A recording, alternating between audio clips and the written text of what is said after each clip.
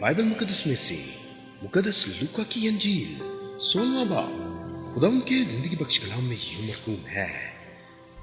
एक दौलतमंद था जो अरगवानी और महीन कपड़े पहनता और हर रोज खुशी मनाता और शानो शौकत से रहता था। और लाजर नाम एक गरीब नासूरों से भरा हुआ उसके दरवाजा पर डाला गया था।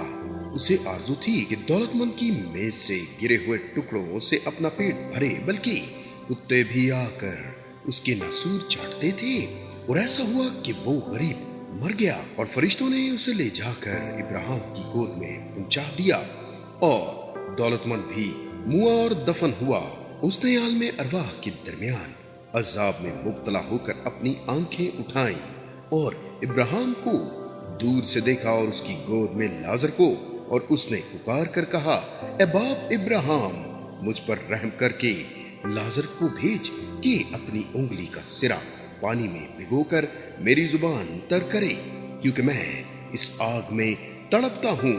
इब्राहिम ने कहा, बेटा, याद कर कि तू अपनी जिंदगी में अपनी अच्छी चीजें ले चुका और उसी तरह लाजर बुरी चीजें, लेकिन अब वो यहाँ तसल्ली पाता है और तू तड़पता है। और इन सब बातों के सिवा हमारे तुम्हारे दरमियान एक बड़ा गढ़ा वाक़या है, ऐसा कि जो यहाँ से तुम्हारी तरफ पार जाना चाहे ना जा सके और ना कोई उधर से हमारी तरफ आ सके।